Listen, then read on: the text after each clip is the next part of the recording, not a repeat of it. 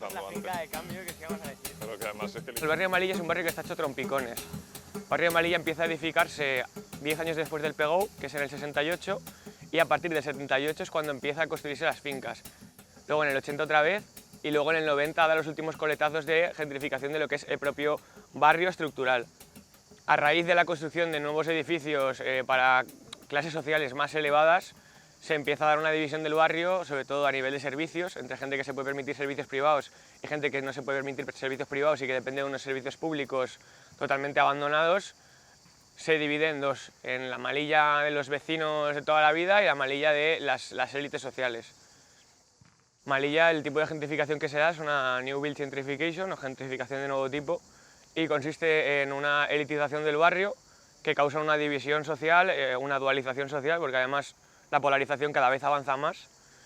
Y bueno, en nuestro caso el nuevo tipo viene desde los antiguos territorios de huerta que se dejó morir y la industria que también se dejó morir con la desindustrialización en los 80. Lo que siguen quedando son los propios límites del barrio. En nuestro caso decíamos que es un gueto Malilla porque tienes por un lado la avenida de Ausiàs March, que es una de las avenidas más grandes yo creo de Valencia, que además a nivel de comunicaciones hay dos pasarelas, que eso también es una de las grandes limitaciones de movimiento del barrio. En general la conectividad es mala, tanto a nivel espacial como en metro. En el caso de Ausiàs March, las pasarelas, y luego en el caso del oeste de Malilla están las vías del tren.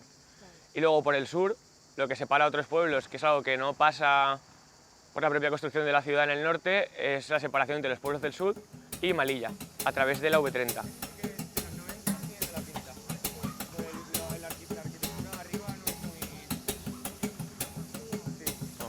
Pisos más pegados al tren, que es los que primero se hacen, son pisos realmente para trabajadores de la clase obrera industrial del barrio.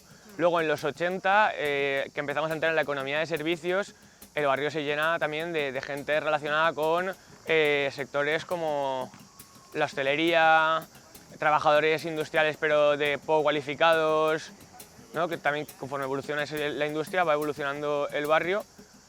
Y en los 90 llega un nuevo tipo de clase social más relacionada con la administración pública, funcionarios de carrera. Y luego ahora en los 2000, finales de los 90, lo que nos estamos dando cuenta es que mucha gente está empezando a vivir en el barrio, a comprar los pisos de los 70-80 trabajando en la FE.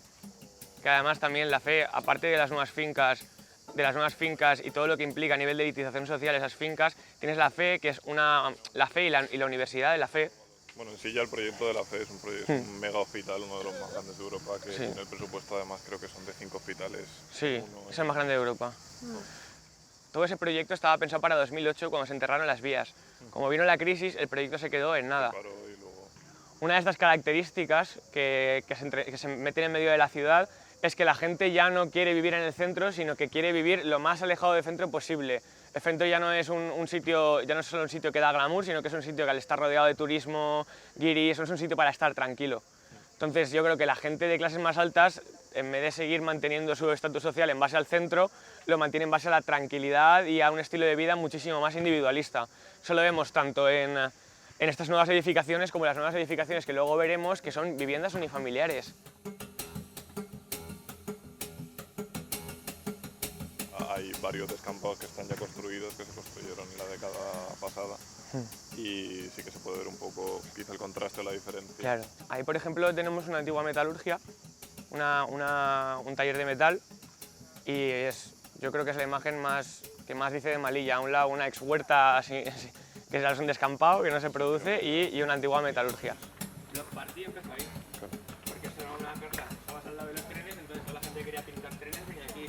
Un sitio de población obrera, que conforme más te acercas a las vías del tren, más se devalúan las viviendas. Sí, la antigua zona industrial de Malilla, que es donde están los polígonos, en esa casa es donde quedan, o sea, en esa calle es donde quedan tres alquerías y es donde están ahora las familias racializadas con menos recursos del barrio.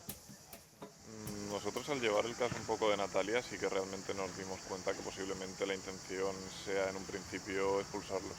Luego ya veremos cómo lo llevan a cabo y cómo lo hacen, porque está viviendo mucha gente aún ahí. Están viviendo en las fábricas abandonadas. En las fábricas abandonadas, literalmente dentro de la fábrica, separando con cortinas y un poco más. Que no se le ha prestado atención a ese modelo, a ese tipo de expulsión, porque como no ha sido gente con la que se tuviera relación en el barrio, no se ha apreciado, pero aquí llevamos ya 10 años, 20 años de migración por parte de las familias gitanas del barrio por ejemplo, a otros sitios. La gente utilizó los muros pues, para pintarlos. Es raro que por ahí, que hace... Sí, y esta calle en general es un poco eso, está pegada a las fábricas, pegada al tren, y aquí era donde se desarrollaba todo ese tejido colindante de necesidad de, pues necesitamos metal, necesitamos puertas, necesitamos tal, pues aquí se hacían. Tantas fábricas, incluso había alguna alquería, ¿no? O algún... No, en escape. Hay una alquería. Va por cachos. En el momento en el que perdimos toda la industria pesada, la mayoría de cosas que se empezaron a fabricar aquí, que es por ejemplo esto, lo que hizo es pasarse a la industria del motor del coche, que es lo que sigue haciéndose en España. O sea, toda esa industria que no se pudo adaptar, o sea, toda esa industria, en el momento en el que se cambia, se adapta y se adapta al mercado del motor. Pasamos de, pues eso, de exportar trenes, tío, medicina, si nosotros teníamos un puto laboratorio de medicina, tío. Ya. O sea, es eso, mira, o sea, como se dejó toda la industria, se fue a la mierda, Sí, pues se han ido adaptando al modelo de servicios, al modelo turístico, de servicios, hostelero, sí.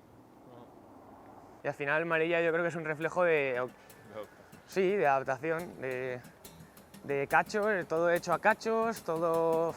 Un poco conforme va... Sí, en una transformación continua de lo que no deja de ser el capitalismo sí, más voraz y de servicios.